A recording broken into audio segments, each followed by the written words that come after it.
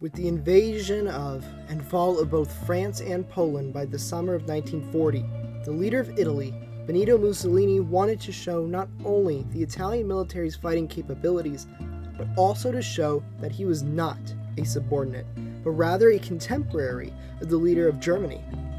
Italy had helped with the invasion of France and was currently fighting with the British in both North and Eastern Africa for control over colonial possessions. All of these invasions were part of Mussolini's goal to recreate a new Roman Empire that surrounded the entire Mediterranean. To achieve this goal, Mussolini set his sights on another Mediterranean country, Greece. After already taking control of Albania in April of 1939, Italy had a launch point for such a campaign against Greece. As tensions heightened, this set the stage for the Italian invasion of Greece. At the start of the campaign, the Italian invasion force numbered 87,000 troops, organized into 6 divisions. Each of these divisions had 12 regiments, and were organized into the 25th and 26th Army Corps. The Italians also fielded 463 aircraft, 163 tanks, and 686 pieces of artillery to support the attack. In opposition, the Greeks had 50,000 troops, organized into 4 divisions, and 97 aircraft. The vast numerical superiority of the Italian military would become a common theme for the rest of the conflict. Not just a disparity in manpower, but also a lack of ammunition and other munitions. This fact would become very important in the near future. 3 hours before the invasion of Greece, the Italian government sent an ultimatum to the Greek government to allow the Italian military to enter and occupy unspecified strategic sites across the country. The Greek Prime Minister Ioannis Metaxas instantly rejected the ultimatum, but Italian troops had already started invading Greek territory.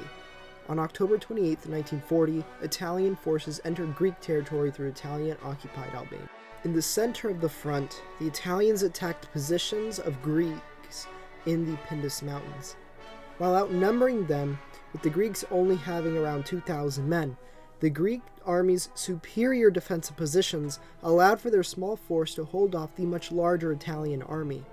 This battle would actually go on until the end of this initial phase of the conflict on November 13th, when the Italians would call off their massive invasion of Greece, and you'll be able to see that small bulge in the map as you see. The goal of the attack was to capture the pass at the city of Metsovo, which would cut Greek supply lines and split the Greek army in Macedonia and Epirus into 2. As the Italian army advanced nearly 25 miles or 40 kilometers, they eventually became surrounded on 3 sides and began taking extremely heavy casualties. During this time, the Greeks were able to bring up more reserves until, at the end of the battle on November 13th, the Greeks now outnumbered the Italians 32,000 men to 23,000 men. By the end of the battle, 5,000 Italian soldiers had become casualties of war, and the Greeks had begun pushing the Italians back towards the Albanian border. On the Epirus sector of the front, the Italians did not fare well either. After making marginal gains in the first few days, the Italians became bogged down on November 2nd during the Battle of Alia Kalamas. Almost immediately, Italian armor got bogged down and stuck in the terrain, and Italian troops without armored support could not break through Greek defensive lines because they were sitting ducks. Although the Italian army was able to make slight gains along the coastline, soon after they came into contact with Greek defenses and ran into minefields that started making the Italians take large amounts of casualties, making the advance almost anemic. To make matters even worse, winter weather soon made any advance possible, and the Italian army called off the attack on November 8th. A planned third front was also in the making. Originally, the Italian Navy was going to facilitate a naval invasion on the island of Corfu, and after taking that, Italian Special Forces and another landing group would then make their way onto mainland Greece and provide another front of pressure. However, this attack was called off because of the bad weather that had accompanied the invasion. The bad weather had also caused the Regia Aeronautica, the Italian Air Force, to fail to support both areas of the Italian attacks, and showed that it was not as powerful as previously thought, and not even close to their German counterparts.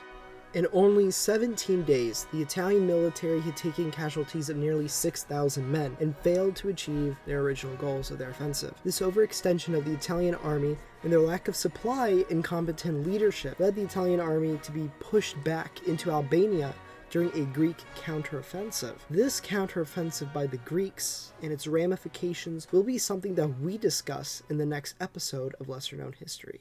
I want to thank everybody for watching this video. I know it's kind of a different format from past lesser known history videos, but I do think this is a great increase in quality for everybody that loves this channel and for everybody new that's going to come to the channel. So if you guys enjoyed this new content, or you enjoyed what we covered, or if you just enjoyed the channel, please hit that like button, subscribe, start a discussion down below in the comment section, anything to help this channel grow. And with that, I hope you guys all have a wonderful day, and I'll see you in the next lesser known history video. See y'all later.